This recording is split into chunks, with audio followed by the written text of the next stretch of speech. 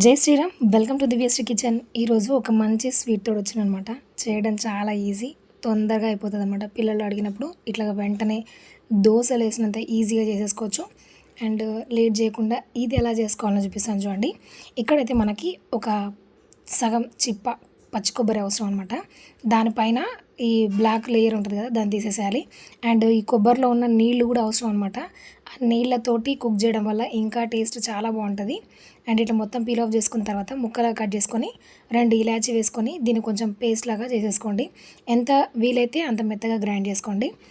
1 cup పచ్చి కొబ్బరికి 1 cup బెల్లము కరెక్ట్గా స్వీట్ తెలుస్తుంది అనమాట. ఎక్కువ తక్కువ కాకుండా కరెక్ట్గా ఉంటుంది. ఇందులో కొన్ని నీళ్లు పోసి ఈ బెల్లాన్ని కరిగించేసుకోవాలి. మనకు ఎలాంటి పాకం అవసరం లేదు, బెల్లం కరిగితే చాలు. అందులో ఉన్న కొంచెం డస్ట్ ఏమైనా ఉంటే వడగట్టుకొని మళ్ళీ అదే ప్యాన్లో వేసుకోండి. మిక్సీకి వేసుకున్న పచ్చి కొబ్బరి కూడా ఇందులో వేసి మంచిగా ఉడికించుకోవాలి.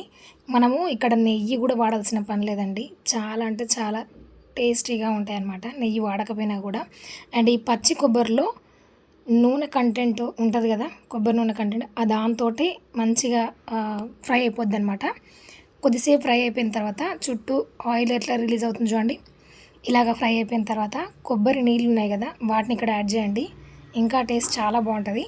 ఇప్పుడు ఈ నీళ్ళు మొత్తం కూడా కొబ్బరి పీల్చుకొని ఉడికేంత వరకు మూత పెట్టి ఉడికించండి.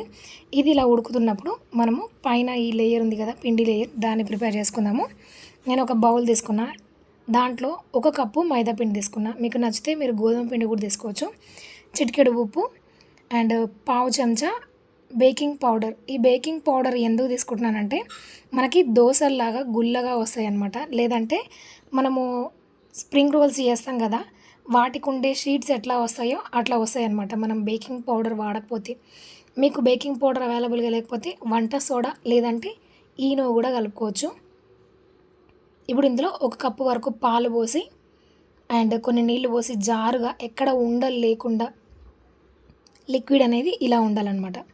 చూడండి, మనకి కొబ్బరి కూడా ఉడికిపోయింది. ఇప్పుడు స్టవ్ ఆపేసుకొని ఒక ప్యాన్ పెట్టుకొని, దోశలు వేయడానికి వీలుగా ఉండే ప్యాన్ పెట్టుకొని ఒక చిన్న గరిటెడు ఇక్కడ దోశలాగా వేసేయండి. దాన్ని స్ప్రెడ్ చేయాల్సిన పని కూడా లేదు. అయితే ఇక్కడ నేను కొంచెం కొబ్బరి నూనె ప్యాన్కి అప్లై చేశాను అనమాట. అండ్ కొబ్బరి ఫ్లేవర్ తోటి చాలా బాగుంటుంది. నెయ్యి మాత్రం అసలు వాడకండి, ఇంకా వేరే డిఫరెంట్ ఫ్లేవర్ ఉంటుంది అనమాట.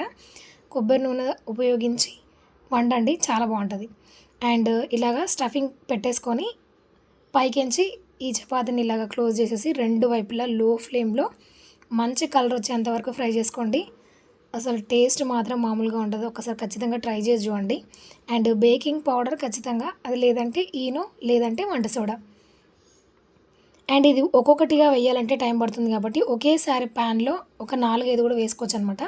ఇలాగ ఒకటి వేసిన తర్వాత దాన్ని క్లోజ్ చేసేసి అండ్ దాన్ని పక్కకి సైడ్కి అనేసి అదే ప్యాన్లో ఇంకోటి కూడా వేసుకోవచ్చు అనమాట.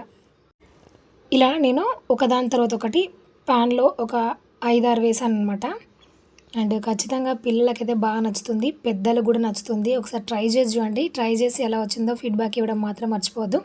అండ్ మన ఛానల్ని చూస్తున్నారు బట్ లైక్ మాత్రం చేయట్లేదు. సో ప్లీజ్ ఒకసారి మీకు నచ్చితే కనుక ఒక లైక్ మాత్రం ఇవ్వండి. లైక్ ఇవ్వడం వల్ల ఈ వీడియో అనేది ఇక్కడికే స్టాప్ అవ్వకుండా ఇంకొంతమందికి యూట్యూబ్ అనేది సజెస్ట్ చేస్తుంది. కాబట్టి ఒక లైక్ మాత్రం ఇవ్వండి. ఇలా టైం వేస్ట్ అవ్వకుండా ఒకేసారి 4-5 వేయొచ్చు అనమాట. అండ్ టేస్ట్ మాత్రం చాలా బాగుంటుంది. చాలా అంటే చాలా సాఫ్ట్గా ఉంటుంది అనమాట. పళ్ళు లేని ముసలి వాళ్ళు కూడా తినే విధంగా ఉంటుంది. అండ్ ఒకసారి ట్రై చేశారనుకోండి, మళ్ళీ మీరు ఈ రెసిపీ చేసుకునే జాబితాల లిస్ట్లో ఉంటుంది. ఖచ్చితంగా చెప్తాను నేను, అంత బాగుంటుంది, డ్యామ్ షూర్. అండ్ లోపల స్టఫింగ్ చూడండి ఎంత బాగా కుక్ అయిపోయి చాలా అంటే చాలా బాగుంటుంది. మీకు నచ్చితే ఇక్కడ డ్రై ఫ్రూట్స్ కూడా వేసుకోవచ్చు. మనం కొబ్బరి స్టఫ్ చేసాం కదా, అక్కడ కూడా కొన్ని డ్రై ఫ్రూట్స్ని వేసుకోవచ్చు అనమాట. అండ్ చూడండి ఎంత సాఫ్ట్గా, చాలా అంటే చాలా బాగుంది. అండ్ ట్రై చేయండి, ఎలా వచ్చిందో కామెంట్ చేయండి. నచ్చితే like, share, subscribe. Thanks for watching. జై శ్రీరామ్.